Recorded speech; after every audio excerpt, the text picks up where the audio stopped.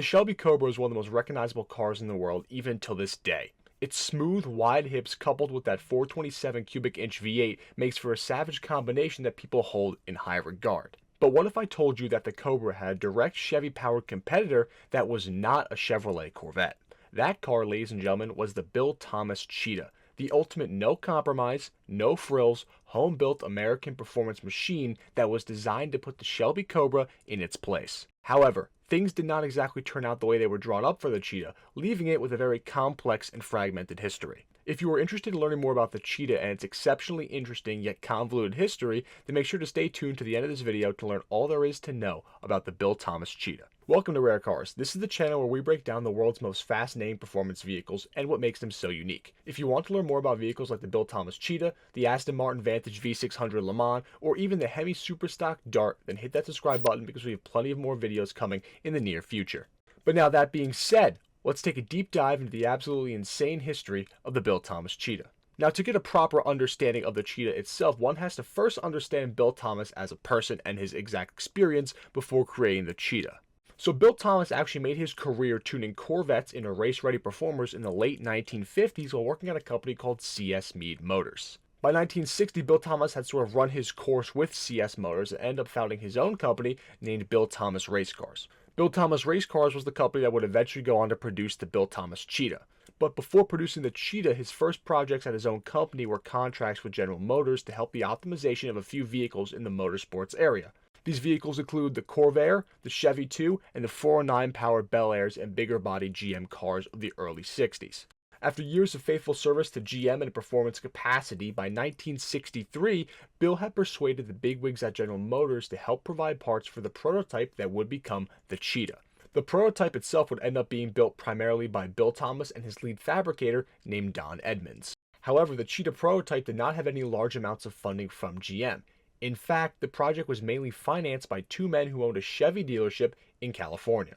When you think about the blank check backing that Carroll Shelby got to help build and engineer the GT40, the fact that the Cheetah team barely received any true funding from GM is pretty amazing. Now, for the drivetrain, the Cheetah was an amalgamation of the GM parts bin. When talking about the Cheetah, there's going to be two different versions we're talking about: the actual race version and the homologation version of the Cheetah. The homologation versions of the Cheetah used a 327 cubic inch V8 which came from the C2 Corvette that made about 365 horsepower. This 327 was actually one of the first American V8s to put out more horsepower than cubic inches of displacement. And for personal experience, I can attest to the fact that these 327s in the right car can really move. The homologation versions of the Cheetah also used the 4-speed manual transmission from the Corvette and the independent rear suspension from the same C2 Corvette as well. The rest of the parts of the Cheetah were kind of acquired from all over the place. The Cheetah utilized normal GM passenger car spindles, yet also used GM NASCAR brakes, and just a bunch of other weird combination of parts to actually make it work. All in all, the Cheetah came in at a gross weight of about 1,500 pounds. To put this weight in perspective, an original Mini Cooper weighed about 1,350 to 1,400 pounds.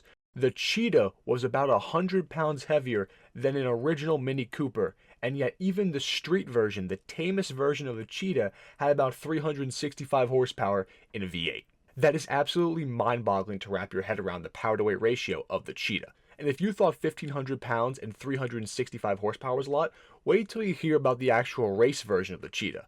The cars that were actually used in competitive racing used a 377 cubic inch small block V8 that had all the work done to it. This motor allegedly made around 550 horsepower. 550 to 600 horsepower in a car that weighs about 1,500-ish pounds is an absolutely absurd power-to-weight ratio.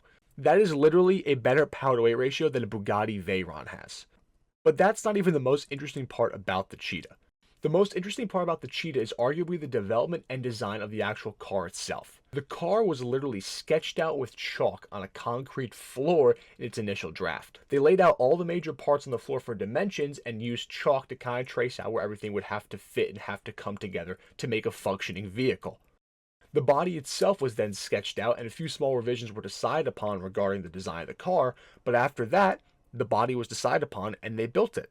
Just think about all the corporate red tape and complex modeling and wind tunnel testing that goes into building a car today. The Cheetah was literally designed via eyeballing it with rough measurements, chalk, and probably a few six-packs of beer. Interestingly enough though, the initial chassis was designed mainly as a proof of concept and was never intended to fully be raced. This led to some structural rigidity issues down the line when the car actually did start to race competitively. The first actual prototype of the Cheetah featured an aluminum body that they built off of a wooden mock-up, but all production models afterwards used a fiberglass body instead of the more costly and more time-consuming aluminum. The Cheetah had some interesting quirks and features, as another YouTuber might say. The chassis was a tube-frame design, which was not uncommon for race cars at the time. What was uncommon, though, was the placement of the engine. The Chevy small block V8 was mounted in the front of the car, which one would expect from an American vehicle. But this car utilized a front mid-engine layout, which meant the entire front engine sat behind the front wheels closer towards the middle of the vehicle. With the Cheetah, the engine was mounted so far back that the car literally did not have a drive shaft. I want to stress this again. The Cheetah did not have a drive shaft because the engine and transmission were so far backwards towards the rear differential that literally just a U-joint connected the transmission to the rear diff. Pretty much every car I've ever seen that's a front engine rear wheel drive car uses some sort of torque tube, some sort of drive shaft, even if it has a transaxle. I've never seen another car or heard of another car that just has a U-joint off of the standard transmission directly into the rear end of the car. Even crazier than that, the engine was nestled essentially in line to where the feet of the driver would go, which meant that the headers for the V8 had to be run over the footwell for the driver and the passenger. This made the interior compartment an exceptionally hot place to be during hard drives and actually ended up hurting performance quite substantially, but not for the way you think it would. The headers generated so much heat in the actual driver's compartment of the Cheetah that after long and arduous drives, it would make it almost unbearable to stay in the car because it was so hot in the interior. Another heat-related performance issue that the Cheetah ran into was a lack of ventilation to exfil hot air out of the engine compartment. There simply were just not enough air vents or sort of scoops in the hood and the front fender area to extract that hot air and make room for new cooler air. As a result, warm air stayed dormant in the engine bay, hampering performance as the newer cold air could not be rushed in to feed the engine. Also, with the Cheetah not being designed for racing in the beginning, its suspension had all sorts of rigidity issues that would occur under hard turning that resulted in alignment changes and other things that made the car difficult to handle under load. Many owners at the time made major suspension and chassis mods to right this issue. Similar suspension and handling issues also plagued the De Tomaso Pantera years later, which is quite interesting. The Cheetah's racing history is rather patchy as far as statistics go. Many of the initial cars were actually crashed in their first test races, as the rather sketchy handling characteristics did make the cars a real handful to drive. The most notable Cheetah would be the Cheetah owned by Ralph Saylor. Ralph Saylor owned the most winningest Cheetah that won 11 minor race victories back in its day competing. Where it gets even crazier though is that Saylor actually converted his Cheetah into a roadster as a way to combat the excessive cabin heat issue. Now, I'm sure this did not help at all with the structural rigidity of the vehicle, but hey, at least he's not almost passing out from the heat inside the cabin anymore. A few other Cheetahs saw minor successes in racing back in the 1960s, but nothing crazy notable. Overall estimates ballpark that up to 23 to 24 Cheetahs were made for its initial production run.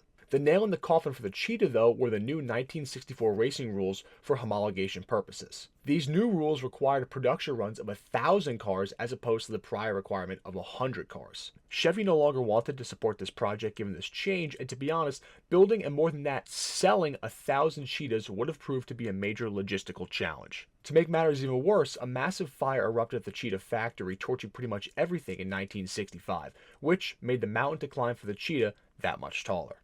As a result, the Cheetah project at the time was unfortunately scrapped. There have been recreation and continuation models made since from various companies with a history of lawsuits and all sorts of other problems that have transpired from that. Needless to say, the Shelby Cobra's major competitor never saw the attention that the Cobra did.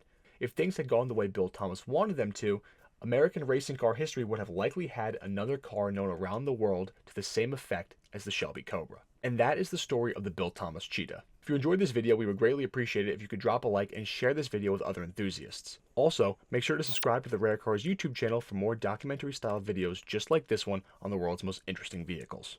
Until next time, enthusiasts.